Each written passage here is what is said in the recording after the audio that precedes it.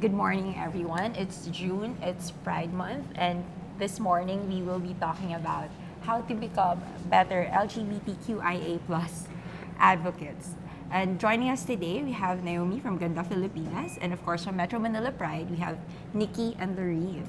Hi guys. Good Hi, morning. Paige. Happy Pride. Happy Pride. Thanks, Rappler, for doing this. We're so happy. Yes. Okay. Good.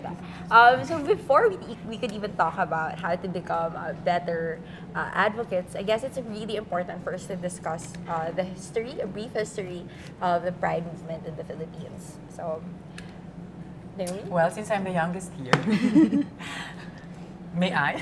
Mother, may I? Pride March organizing in the Philippines started 24 years ago. So the first Pride March was actually organized in Quezon City by two organizations, Pro-Gay Philippines and the Metropolitan Community Church. Right. So representatives of those organizations came together one day in June in 1994 to hold the first ever Pride March. And the Philippines, in fact, holds a distinction of being the first country in Asia to ever hold a Pride March. Yes. Right. We've beaten a lot of other countries in terms of organizing the Pride March. Because Taiwan, for example, which draws a very big crowd every year for their Pride March, held theirs for the first time in 2003. So that was about 9 years after ours. And then Hong Kong and Not Shanghai. have same-sex marriage. Yes, and then Hong Kong and Shanghai, they held their first Pride March, I think around 2008, which was 14 years after ours. So it's it should be part of our pride as LGBTIQ Filipinos to be able to claim this history of Pride March organizing in the Philippines and in all of Asia. And interestingly, during the first Pride March, they weren't only talking about LGBT issues, they were also talking about the issues of that time. For example, they were fighting against value-added tax. I think they were also fighting against all the regulation, many other issues that were national in scope and not necessarily of LGBT nature. Yeah. So you would say that the roots of the Pride movement in the Philippines was really very inclusive and really touching on issues outside of identity politics. Is there anything you guys would like to add about the history of the Pride movement? After 1994, in 1999, different LGBTIQ organizations came together to formally create an organization that would be devoted to organizing the Pride March in Manila. It was called Task Force Pride. So 1999 was a very historical year for the community because in 1999, Task Force Pride was formed, or we call it TFP. Not many people remember Task Force Pride anymore, but that's part of the history of Pride March organizing in the Philippines. And so Task Force Pride became the official organizer of the Pride March in Manila, at least. So if you look at the history of Pride March organizing, we will be celebrating 25 years in 2019. Right. And TFP will actually be also reaching a milestone in 2019. It would have been 20 years old. Yeah. And the way that Task Force Pride worked was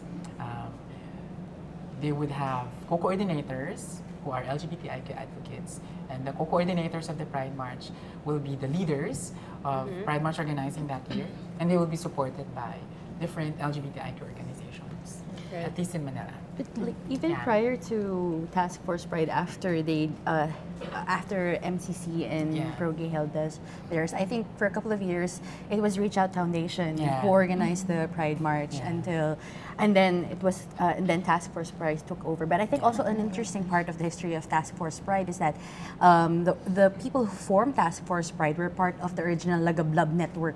So when they formed Lagablab, they also thought that we should be also handling Pride as part of our campaign to push for the anti-discrimination bill that was filed for the first time ever at the time. So the roots of TFP and of Pride, it's actually all very, very political, and it's really attached to our civil rights in the LGBTQIA plus community. So Task Force Pride, and now we have Metro Manila Pride. Can you walk us through that transition? Right. So Metro Manila Pride, formally we took on the name Metro Manila Pride in around 2014. No, 2016. Yeah, 2016. Right, as it an was organization, an we took on the organization. name Metro Manila Pride in 2016. We all came on as volunteers for Task Force Pride in 2014. And then there was a move towards calling it Metro Manila Pride in 2016. So it works a little differently from how Task Force Pride used to work, wherein there are members from the community, like Naomi mentioned, and they would come together just a few months before Pride. The way that Metro Manila Pride works now is that we try to make work a little bit more sustainable by making sure that there are permanent folks there working on Pride all year and the other activities that are attached to Metro Manila Pride.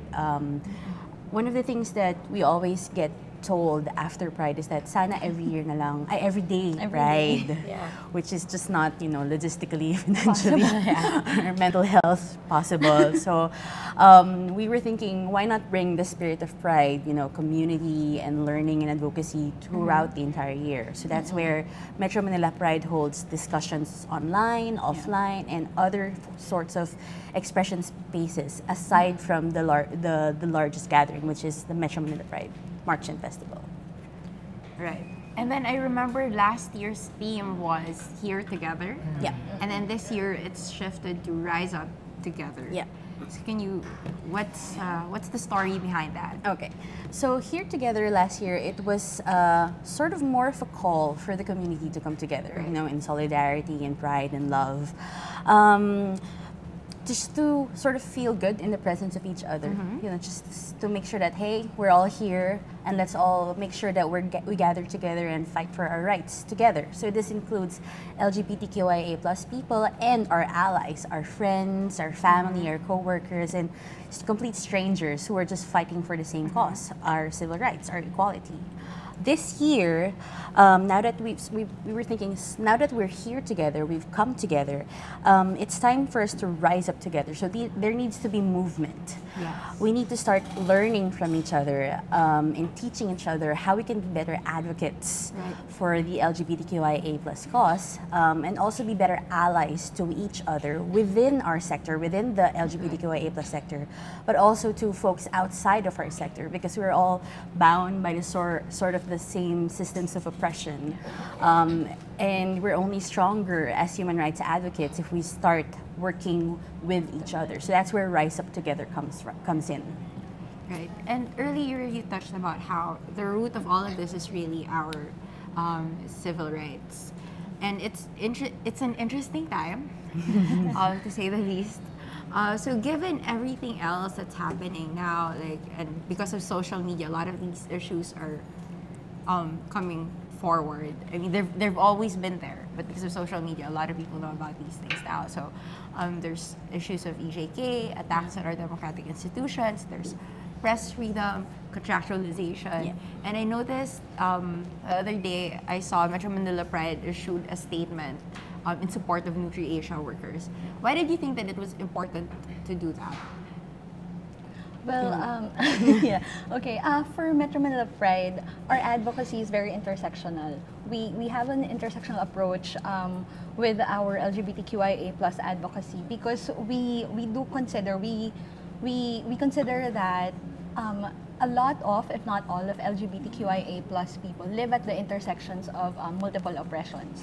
So like it doesn't mean that just because I'm a lesbian or I'm gay or whatever, that's already who I am. It's just like one aspect of me. And I'm also like presumably a woman, a worker, and all that. So ganun, parang ang daming tahi-tahi na layers of oppression that a person faces, and you can't exactly tell a person to pick which kind of oppression he or she suffers from the most. Kasi parang yun, that's what we're trying to do with the way that we advocate for equal rights. It's always based on human rights.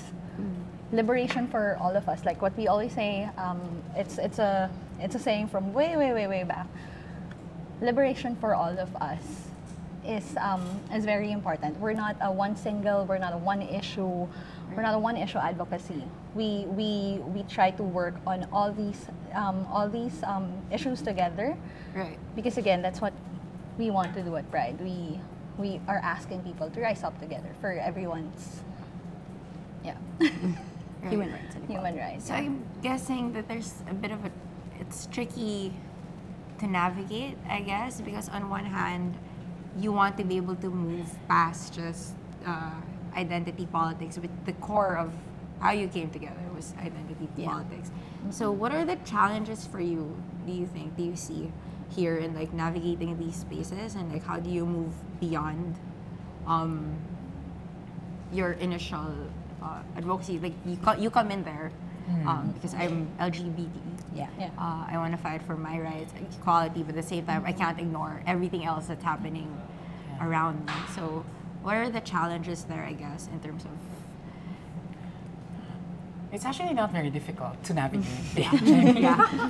I mean, it shouldn't be so hard for someone who is lesbian, gay, bisexual, transgender, intersex, or queer to understand that his or her life is not a single issue life. Right. And that you may face issues as someone who's a member of the LGBTIQ community, but you're also part of a community, you're also part of a certain sector, a certain population. And so if you will be an advocate for this community, that should be clear for you at the beginning, at the very beginning. And I think that the history of LGBTIQ organizing has always come from that space, or from that point of view. It's just that as LGBTIQ advocates, we need to prioritize our issues, because who else will advocate for our own issues except, aside from but us, right? Who better to advocate for issues but us? But what we're saying is that we should also recognize that LGBTIQ issues are not the only issues that we face as human beings, as people, particularly in a place like the Philippines now. This is very important. I'm very happy that, in fairness to Metro Manila Pride, they've been at the forefront of surfacing the need to be more intersectional, because it's really, really important. Intersectionality simply means that you understand that interlocking systems of power in society impact on the most marginalized. And therefore, if you have an issue like the drug war, you will be sure that it will impact the LGBTIQ community. Right? Because the drug war casts a wide net, and therefore it will also victimize people in our sector. And so LGBTIQ people should also talk about the drug war. Right? And for example, if there is an attack against press freedom, there are LGBTIQ people who are journalists, or working in media institutions. And this is their issue too, and this is our issue too. And so we should all be fighting around these issues, or struggling around these issues. But of course, for me as an LGBTIQ, it's important that we prioritize our issues as much as we can. Of course, we always say there's no hierarchy of issues. No issue is more important than the other. But as an LGBTIQ advocate, you will expect me to put gender and sexuality issues at the center of my advocacy. Which I agree with completely. I think what intersectionality asks of us lang is that we don't forget the other issues, like what Naomi mentioned. We should always remember it's all connected. Of course, we're going to be speaking the loudest about our issue. We don't expect folks who are fighting at the forefront of the against the drug war and all of the other sectors to be talking about our issue before, loudest, rather than the issues that really directly impact them. Pero parang I think what's expected of us lang as human rights advocates is that we remember the connectedness of our struggle, and as we campaign loudly for our own issues, let's just not forget the others when they arise and when they need our voice or our solidarity. And intersectionality is not only a theoretical tool, it's also very practical. Because intersectionality makes people aware who gets excluded, who is not at the table. Right? Because, we don't only talk about intersectionality, we should also live it. We should not only talk the talk, but we should also walk the walk. So for example, if you are pushing for intersectionality, then we have to make sure that as many people are included in your initiatives. For example, the Pride March is doing that. It's trying to be as inclusive as possible, to make sure that everyone's voices is represented, that as many people are there as possible. And I'm very happy that has been the message of Pride in the last few years, because I became the co-coordinator Yes. of Task Force Pride in 2008, the first and only trans woman to ever coordinate the Pride March. She made history. Yes. Yeah. And that was always our vision, that Pride is open to all. Yeah. That is why during my year, we started to drop LGBTIQ as a descriptor for the Pride March. We wanted to call it the Metro Manila Pride March. That's when it started, right? Because we wanted to include our families, Yes. our office mates, our friends who are not LGBTIQ, Yeah. to be part of this celebration, to be part of this resistance Yeah. movement, to be part of our movement Yes. fighting for the human rights of LGBTIQ people. Right. Yeah. So I guess the question now is, how do you become a better advocate? Like, for example, I imagine if you're just new to this, you're a baby gay. You're Or new baby to this. LGBT. Yes, you're a baby LGBT, you know, fresh eyes. I just came out of the closet. And I really want to be a part of a movement. How do I guess, what are your suggestions for someone to broaden their perspective outside of that issue? Because you're right, we in this climate, we can't afford to be single issue. Yeah. So how do you, I guess, what are suggestions that you have for someone to be a better advocate? Like, of course, your priority will be your initial LGBT identity, and then fighting for your equal rights. But how do you move beyond that, I guess? And is that something, I know in your previous talk, that was something you really encouraged. Yeah. Yeah. Yeah. Myself, because I've been advocating for the LGBTIQ community for a little over 20 years. So When I you were started 14. when I was When you were 14. It's important. Literal And baby. Baby I also come from the education sector. And Right. we always talk about the importance of having reflective practitioners. So Right. LGBT advocacy is a sort of practice. It has a community of practitioners who call themselves LGBTIQ advocates. But it's important to be reflective when you become an advocate for LGBTIQ rights. I mean, we're not saying that, you know, you should know everything. Yeah. But at the very least, you need to study the issues of your Yeah. community to understand the ins and outs of what it means to, when you say LGBTIQ rights, when you say sexual orientation, gender identity, gender expression, these things should be very, very clear to you. Yeah. And what kinds of analytical tools you use in your advocacy. Because there are so many. I mean, there are so many that you can choose from. And me, personally, as a trans woman who's also a proud feminist, I use feminism as a lens in my advocacy as an LGBTIQ advocate. There are many, many other lenses that people can use. And I think it should start from there. That Right. when you become an advocate, you don't only fight in the streets, and then you don't only rally. You need to study the issues, and you Yeah. need to understand them very deeply. You need to be a reflective LGBT advocate or a reflective practitioner. Completely agree with this. Yeah. And I remember the very early days of my own activism when I was starting out, as maybe not as young as Ate Naomi. 1 years old. Right. When I was starting out as an advocate, I didn't know anything. Like, I only knew my own experiences. At the Right. time, I identified still as a lesbian, but even then, I had no idea about the other, other letters in the alphabet or what it was exactly that we were fighting for. And up to now, I recognize that there's something that I learn every day from other people around me. We're not done learning as activists. We're never done learning as activists. And I think the three things that I always remind myself, and the things that I also tell other young advocates who come to me, is that you always need to listen to folks around you who are in the scene, who are in activism, and who do know a little more than you because they've been Right. there for longer.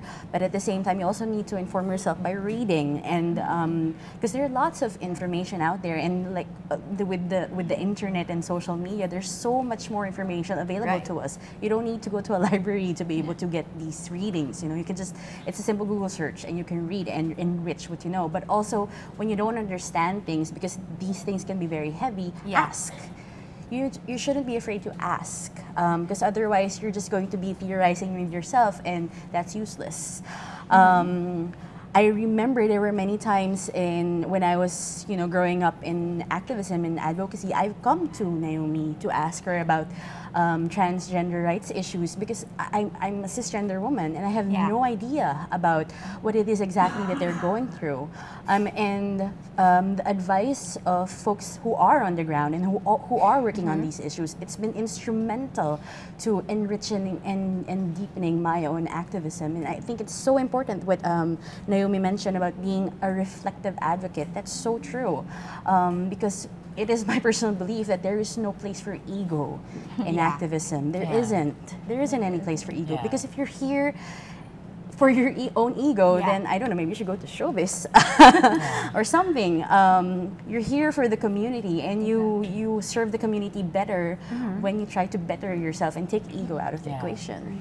So that's actually where intersectionality is very, very important, because intersectionality will allow you to unpack your own prejudices as a person. Yes. Because a lot of people come to advocacy work with their own prejudices. Yes. But if they are intersectional in their politics and they're intersectional in their work, they'll be able to interrogate their privileges, their prejudices, and to be able to do better and serve the community better. Because at the heart of advocacy is community. It's really about community. And if you want to be an LGBT advocate, you're not there to destroy, you're not there to harm, you're there to build. Exactly. To build the community, to build the movement, make it stronger, and to build bridges across the different other social justice movements. Exactly. That is what we are supposed to do. Yeah. We're not supposed to put up walls, we're supposed to build bridges. Right. Yeah. I mean, like, I just wanted to add to what they already said, because like what Nikki said earlier about the three things that she advises for new and young LGBT advocates, young like us. Yes. Yes, queen. Like, it also applies to our allies or to people who want to be our allies. Right. Like, as an ally, first you have to recognize your privilege. Where are you coming from, and how are you gonna be part of this entire advocacy? So to do that, you have to, again, listen, learn, and ask. Listen to the stories of the community, learn more, educate yourself. There's the internet, you have online, local, and international sources, and also ask. Like, this is sobrang simple, but like, when you meet an LGBTQIA+ person, ask them what their preferred pronouns are, and then use that. Yeah. So parang if you meet a transgender woman and then she says that she wants her she wants you to use her or hers, she to define her, or if she says na gusto niya she and hers yung pronouns na gagamitin. This is especially for the people who work in media. You have to recognize that. Yeah. And it's a form of respect, and it's also a form na parang you are recognizing her identity, her being a transgender woman. And actually, one of the aside from listening, learning, and read and asking, I think it's also important to remind everybody that it's okay to make mistakes. Yeah. We're so scared of making mistakes. I know this. I still am. I'm very, very scared of making mistakes, especially about talking about issues that I'm not, I'm not well versed in. It's okay to make mistakes, and we need to acknowledge that we can make mistakes. This is where you need to throw your ego out the window, because you have to, when somebody calls you out on it, and that's going to happen, especially in the age of social media and dragging and canceling or whatever. If somebody calls you out on it, you need to really, reflect, and then, take a step back and say, what are they saying? Okay, then and examine where it is exactly where you made a mistake, and ask somebody, can you explain to me what mistake I did exactly? And then after you know already what you did, apologize sincerely. Like, don't release half-assed apologies. Sorry, was I supposed to say half-assed? You just said it again. No, don't release half-hearted apologies like, I am sorry for that you were offended. Say that I'm sorry for having said these offensive things, for offending you, and say exactly what it is that you did, and then after that, but it shouldn't stop there. After you apologize, you really need to do something so that you become better later on, and you don't keep on repeating these things.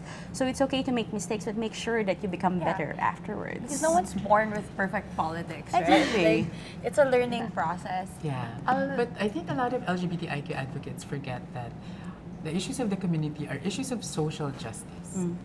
And so if you internalize that and reflect this in your work as an advocate, then I'm pretty sure you will do very minimal harm. Because, for example, in the way you relate with other people, are you being just? Yeah.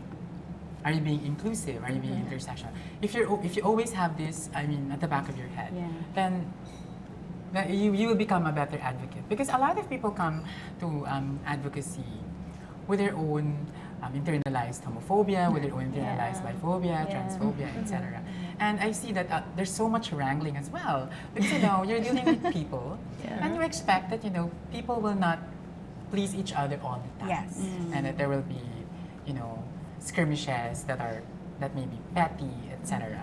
But at the end of the day, if our goal is justice, greater justice in the world, then that will bind us together. I really disagree with the claim that love should be the currency of this movement. No.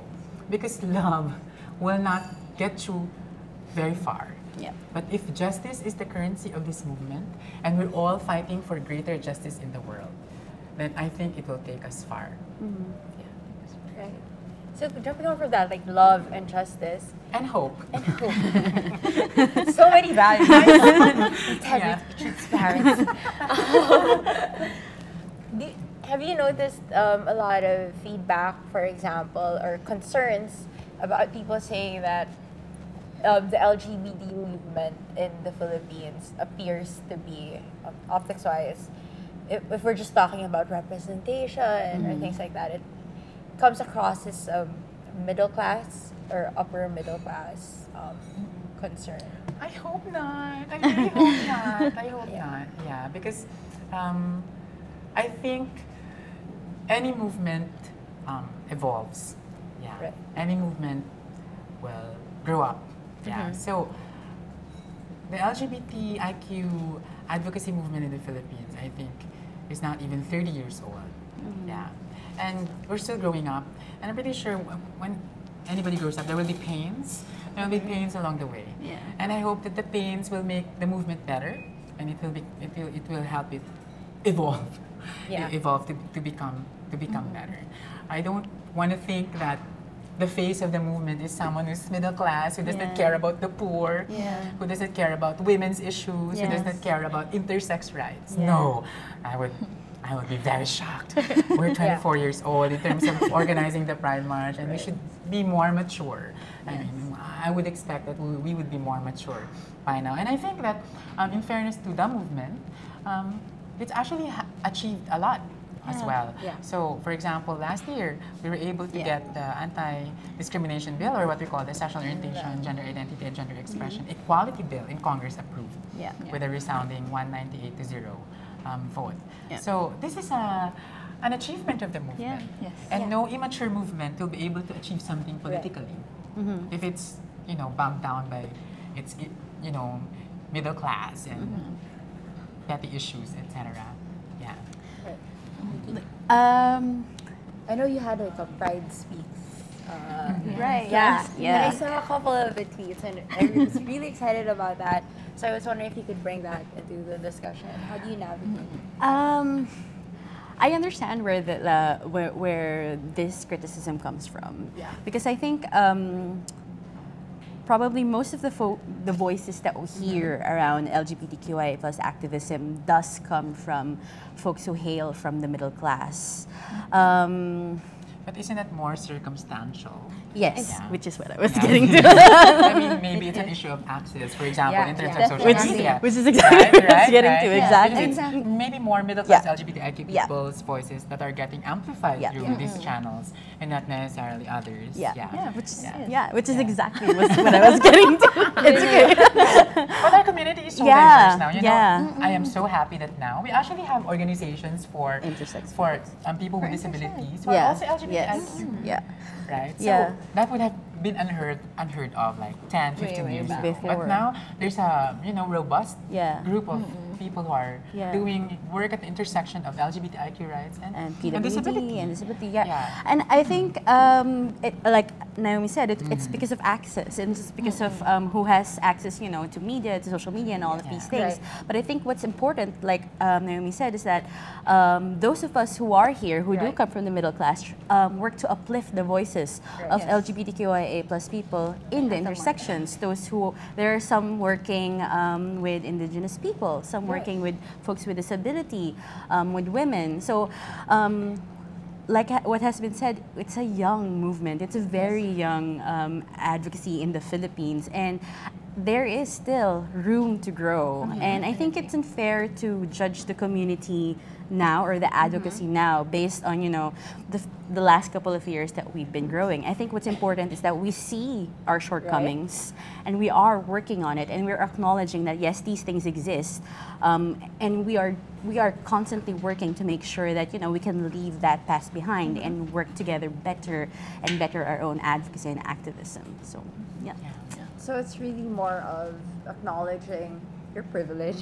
Yes. That you get to focus on my LGBT issues because I'm not a contractual worker, for example, but how do we bring them into the fold, by amplifying, I guess, their voices, making sure that our initiatives include them and their stories that need to be told. And in the discussion earlier with Ms. Duck Pride, it was interesting to me that when there was rehabilitation for Haiyan, LGBT breadwinners were not recognized as breadwinners, and therefore they weren't given aid.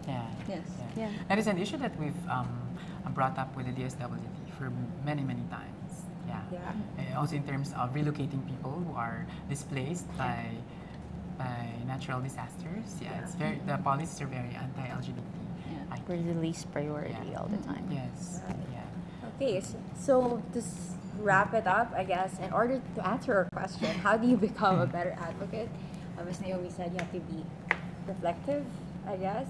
A lot of it, I guess, in the beginning would be a lot of navel gazing, like checking yourself. What are my privileges? What are my biases? What are my blind spots? What are things I don't know about? Asking questions, reaching out to people and resources. And then hopefully moving forward, amplifying voices of people who might not have the same platform that you do. Anything else? And making justice the center of our work. Yeah. And the Pride March is happening June 30th. Calling for volunteers. No, we already closed our call for volunteers, so it's happening on June 30th at the Marikina Sports Center. How could our viewers support? Sorry. How could they support the upcoming How Pride can they March support? and all your other Right. initiatives? You take this. How can you support Metro Manila Pride March? Right now, we do have a fundraising. We have an ongoing fundraising. It's our Pride Fund. We are trying to reach 530,000 pesos, but so far we're almost halfway. Yeah. Wow. Yes. In just a couple of weeks, we're almost halfway. And just go to mmpride.org for all the details for how to donate to the Pride Fund. Yeah. And see you at the Pride March. Yes. Yes, see you on the Pride March. In fairness to Metro Manila Pride, they were able to gather more than 7,000 people last year. But as the oldest Pride March in Asia, I think that we can do much better than 7,000. So let's do better than 7,000. Yes. I think with everybody's help, we'll be able to have more people come on the 30th. 7,000.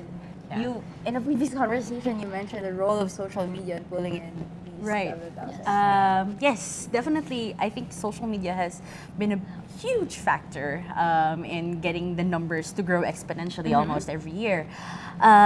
Before, I don't know, Atina, how many would we usually you pull in? say? Like in 1,000? A few hundreds. A few hundred. Yeah. So, and even until now, we hear people saying na, may Pride March pala sa Pilipinas. they didn't know. None of them knew, and a lot of them are surprised. We've been here since 1994. So I think it's because of social media that knowledge about this safe space is accessible for everybody.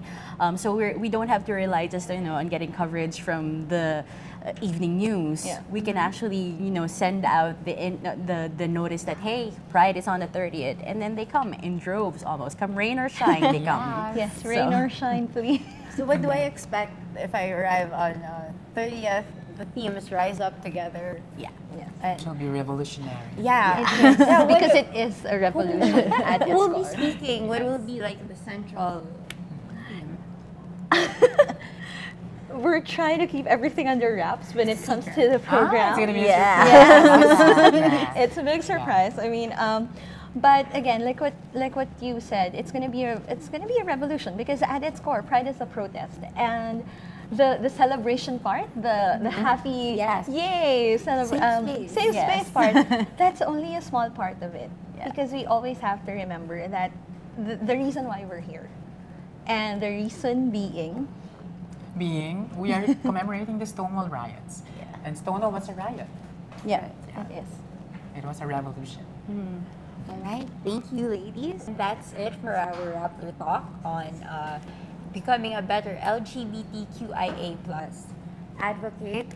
Thank you, ladies, for joining us. And remember, Pride March for Metro Manila is on June 30th in Marikina Sports Center. Marikina Sports Center. And then if you want to support the march, you can just head on over to mmpride.org. Thank you. Happy Pride! Happy Pride!